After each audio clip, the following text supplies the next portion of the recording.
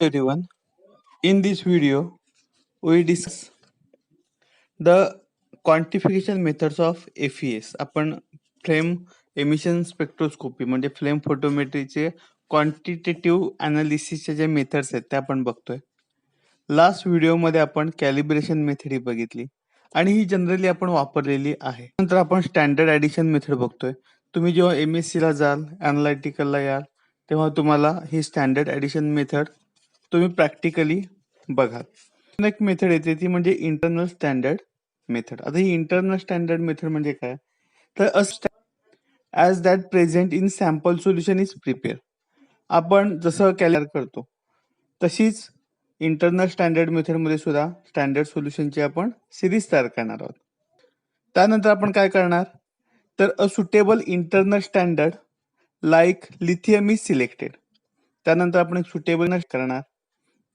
A fixed quantity of suitable internal standard is then added each of the standard solution blank and sample solution alike. मग आपण काय करणार, एक fix quantity internal स्टँडर्डची decide करणार आणि ती आपण ऍड करणार. कशा, तर सगळ्या स्टँडर्ड सोल्युशन्स मध्ये, ब्लँक मध्ये आणि सॅम्पल मध्ये. Each of the above standard solutions and sample solution are then aspirated one by one. मग आपण काय करणार, ही जे sample standard solution sample solution आहे हे आपण फ्लेम मधनं पास करणार आणि एमिशन इंटेन्सिटी आपण मेजर करणार. The intensities for each of the above standard solutions and the sample solutions are then at different wavelength. One corresponds to element under study and other for that internal standard. आपण काय करणार, दोन वेवलेंथला emission intensity बघणार आहोत. एक तुमचा जो element आहे त्या रिलेटेड आपण वेवलेंथ घेणार आणि दुसरी वेवलेंथ ही स्टँडर्ड घेणार. यासाठी आपण ड्युएल डिटेक्टर आपण वापरणार. The ratio of emission intensities of standard solution of that internal standard, that is IS to II, तुम्हाला जे स्क्रीनवर दिसते त्याप्रमाणे, are plotted against concentration of standard solution. मग आपण रेशो घेणार एमिशन इंटेन्सिटीचा, एक intensity of standard solution divide by intensity of our internal standard, आणि तो आपण concentration of solution standard solution against आपण तो प्लॉट करणार आणि आपण ग्राफ करणार. आपल्याला स्ट्रेट लाईन मिळेल, ती ओरिजिन मधनं पास होणारी असेल. मग त्यावर आपण अननोन साठीचा जो रेशो आहे, intensity of unknown divided by intensity of internal standard, ही जेव्हा आपण वाय ऍक्सिस वर पुट करू तर त्यावरनं आपल्याला कॉन्सन्ट्रेशन ऑफ अननोन सॅम्पल मिळून जाईल. जसं आपण कॅलिब्रेशन कर्व मेथड वापरतो तशीच ही मेथड आहे. ह्या मेथडमध्ये कॅलिब्रेशन कर्व मध्ये ऍडिशन काय केलं, तर एक इंटरनल स्टँडर्डचं ऍडिशन केलंय आणि एमिशन मेजर करताना आपण त्या इंटरनल स्टँडर्डच्या वेवलेंथला सुद्धा मेजर करणार आहोत, त्या स्टँडर्ड सोल्युशनच्या वेवलेंथला सुद्धा मेजर करणार आहोत, प्लस इंटरनल स्टँडर्डच्या वेवलेंथला सुद्धा आपण एमिशन इंटेन्सिटी मेजर करणार. मग काय होईल, तर आपल्याला दोन इंटेन्सिटीज मिळतील प्रत्येक सॅम्पलसाठी आणि मग त्यांचा आपण रेशो घेणार.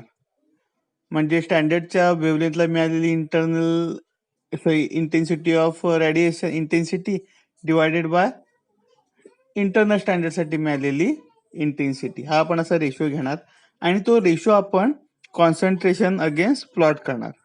आणि मग आपल्याला अननोनची व्हॅल्यू माहिती आहे इंटेन्सिटीची, त्याचा पण आपण रेशो फॉर्म मध्ये तो घेणार आहोत, तो आपण पुट करणार आणि त्यावरनं त्या ग्राफवरनं आपण कॉन्सन्ट्रेशन इथे काढतो. ही झाली internal standard method for analysis in flame photometry. आता फ्लेम फोटोमेट्रीच्या अनालिसिस मधली इंटरनल स्टँडर्ड मेथड इथे आपण बघितली. त्यानंतर factors affecting intensity of emitted radiation हे सुद्धा आपल्याला बघायचं. कोणकोणते फॅक्टर अफेक्ट करतात एमिटेड रेडिएशन साठी, तर पहिला फॅक्टर आहे विस्कॉसिटी. विस्कॉसिटी हा एक महत्वाचा फॅक्टर आहे, तो एमिटेड रेडिएशनच्या इंटेन्सिटीवर इफेक्ट करतो. Substance added of which cause increase in viscosity will lower the intensity of emitted light. The lowering is on account of reduce efficiency of ॲटोमायझेशन. आता जर सबस्टन्स विस्कस असेल तर तो इंटेन्सिटी ऑफ इमिटेड लाईटही डिक्रीज करतो. आणि ती कशामुळे होते तर reduction of efficiency of ॲटोमायझेशन. Viscous solution असेल तर ॲटोमायझेशनची एफिशियन्सी कमी होते, त्यामुळे इंटेन्सिटी ऑफ एमिटेड लाईट आपल्याला कमी बघायला मिळते. त्यानंतर दुसरा फॅक्टर आहे जो इंटेन्सिटी ऑफ एमिटेड रेडिएशनला अफेक्ट करतो, तो म्हणजे प्रेझेन्स ऑफ अदर मेटल. जर एखादा दुसरा मेटल आपल्या सॅम्पलमध्ये असेल तर तो इथे मध्ये इंटरफेअर करतो आणि त्यामुळे इंटेन्सिटी ऑफ एमिटेड रेडिएशन आहे ही चेंज होते. आणि हे जर ओव्हरकम करायचं असेल तर आपण फिल्टर वापरतो. देन प्रेझेन्स ऑफ ऍसिड्स, जर वेगवेगळी ऍसिड्स प्रेझेंट असतील तर ती सुद्धा इंटेन्सिटी ऑफ एमिटेड रेडिएशनवर इफेक्ट करतात. The decrease is account of disturbance of the initial dissociation equilibrium. त्यामुळे ऍसिडचा प्रेझेन्स सुद्धा एमिटेड रेडिएशनच्या इंटेन्सिटीवर इफेक्ट करतो. त्यानंतर फ्लेम फोटोमेट्रीचे ऍप्लिकेशन्स. आता ऍप्लिकेशन्स भरपूर आहेत. पहिलं ऍप्लिकेशन जे आपण प्रॅक्टिकलला बघणार आहोत, flame photometry is extensively use for estimation of alkali and alkaline earth metal. Alkali आणि अल्कलाईन अर्थ मेटल यांच्या एस्टिमेशनसाठी फ्लेम फोटोमेट्री वापरली जाते. आता त्यामध्ये सोडियम, पोटॅशियम, कॅल्शियम, मॅग्नेशियम हे आपल्याला माहिती आहेत, अल्कली मेटल्स आणि अल्कलाईन अर्थ मेटल मध्ये येतात.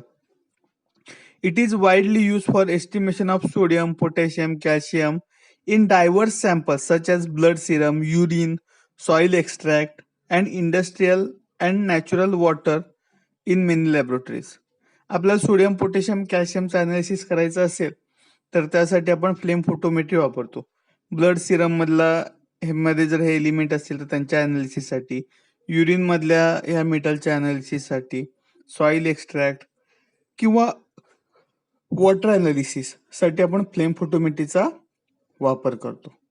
सेकंड ऍप्लिकेशन काय, the most important application of flame photometry is simultaneous determination of sodium and potassium in biological fluid, food, fertilizer etcetera. जर potassium आणि सोडियम यांचा एकत्र अभ्यास आपल्याला करायचा असेल एखाद्या सॅम्पल मधला, तर मग तिथे आपण फ्लेम फोटोमेट्रीचा वापर करतो.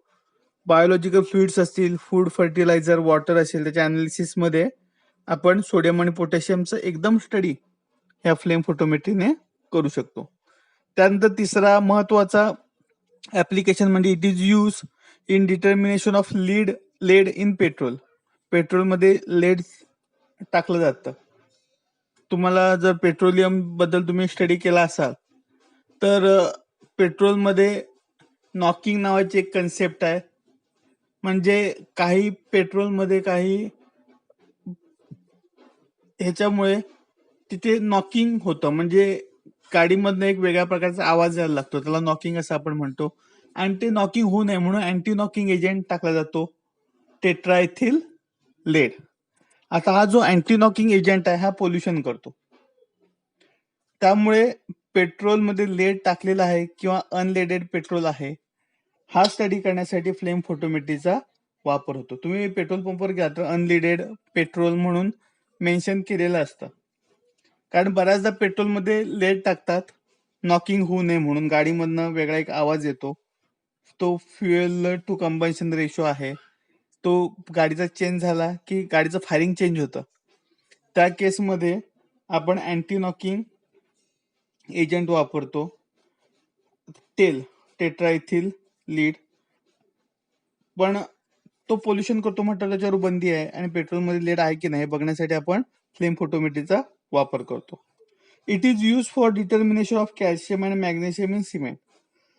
सिमेंटमध्ये कॅल्शियम आणि मॅग्नेशियमचं कॉन्सन्ट्रेशन काढायला फ्लेम फोटोमेट्रीचा वापर होतो. कॅल्शियम आणि मॅग्नेशियम हे महत्वाचा पार्ट आहे सिमेंटचा, आणि त्याचा स्टडी करण्यासाठी फ्लेम फोटोमेट्रीचा वापर केला जातो.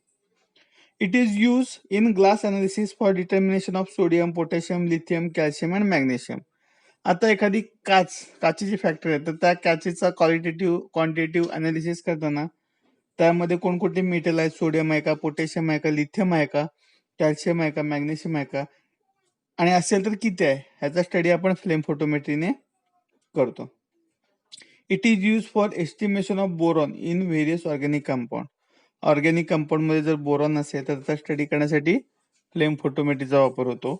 And it is use in electrolyte balance study in physiological and clinical analysis. आपल्याला इलेक्ट्रोलाइट बॅलन्स स्टडी करण्यासाठी फिजिओलॉजिकल आणि क्लिनिकल अनालिसिस मध्ये आपण फ्लेम फोटोमेट्रीचा वापर करतो. आता इलेक्ट्रोलाइट बॅलन्स मध्ये तुम्हाला माहिती असेल की आपल्या ब्लड मध्ये सोडियम पोटॅशियम सारखे अल्कली मेटल असतात आणि ते आपल्या बॉडीचा इलेक्ट्रोलाइट बॅलन्स करतात, आपल्या बॉडी मधला करंट बॅलन्स करतात, आणि त्याचा स्टडी करण्यासाठी आपण फ्लेम फोटोमेट्रीचा वापर करतो. आणि सर्वात शेवटी ह्या टॉपिकचा शेवटचा पार्ट म्हणजे लिमिटेशन. फ्लेम फोटोमेट्रीची काही लिमिटेशन सुद्धा आहेत. Flame photometry helps to determine the total metal content, but it does not give any information about molecular form of the metal present in the sample.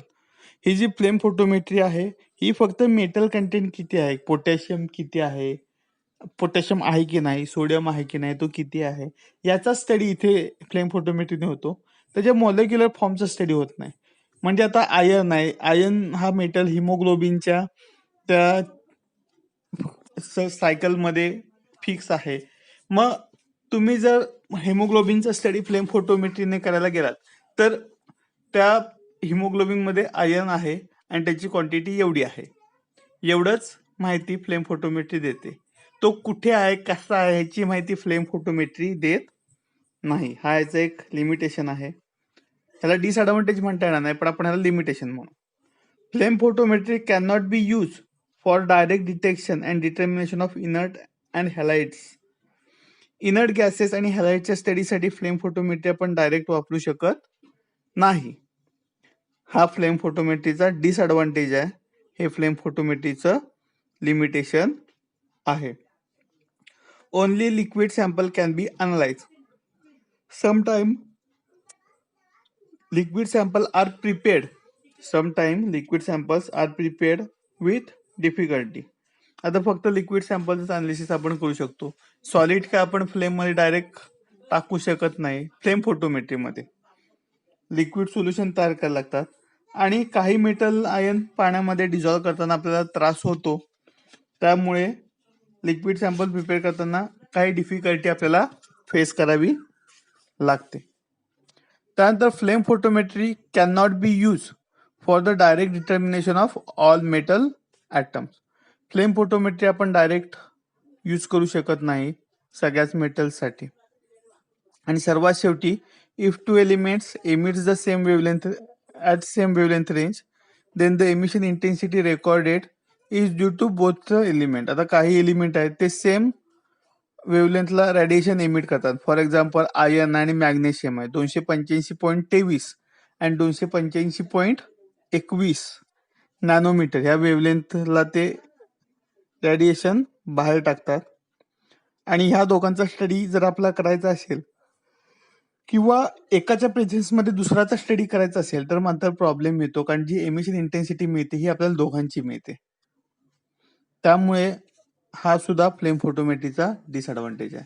हे झालं फ्लेम फोटोमेट्री बद्दल. आता last 4 lecture आपण जे बघितलं ते आपण फ्लेम फोटोमेट्री बद्दल बघितलं. पहिल्या लेक्चरला आपण इंट्रोडक्शन बघितली, त्यानंतर दुसऱ्या लेक्चरला आपण फ्लेम फोटोमेट्रीचं प्रिन्सिपल बघितलं आणि शॉर्ट मध्ये इन्स्ट्रुमेंटेशन बघितलं. कालच्या तिसऱ्या लेक्चरला आपण डिटेलमध्ये इन्स्ट्रुमेंटेशन, त्यामध्ये टोटल कन्झम्पशन बर्नर आपण बघितला, प्रीमिक्स बर्नर बघितला. या दोघांमधला एखादा बर्नर नोट्स साठी तुम्हाला विचारला जातो, त्यामुळे हे महत्वाचं आहे, हे बर्नर महत्वाचे आहेत. त्यानंतर quantification methods of flame photometry आपण बघितलं, त्यामध्ये कॅलिब्रेशन मेथड आणि स्टँडर्ड ऍडिशन मेथड काल बघितल्या आणि आज आपण इंटरनल स्टँडर्ड मेथड बघितली. आता ह्या 3 मेथड्स एकदम महत्वाच्या आहेत. ह्या मेथड्स तुम्हाला पुढे जे आपण ऍटॉमिक ऍब्झॉर्प्शन स्पेक्ट्रोस्कोपी बघणार आहोत त्यामध्ये सुद्धा आपल्याला या बघायच्या आहेत. हे सेम पार्ट तिथे आपल्याला बघायचं आहे. त्यानंतर आपण फॅक्टर्स अफेक्टिंग एमिटेड रेडिएशन बघितलं, ऍप्लिकेशन्स आणि लिमिटेशन्स फ्लेम फोटोमेट्रीच्या बघितल्या. आता हे झालं फ्लेम फोटोमेट्री बद्दल. आता नेक्स्ट लेक्चरला आपण ॲटॉमिक ॲब्झॉर्प्शन स्पेक्ट्रोस्कोपी बघू. आता इथे आपण थांबूया. Thank you.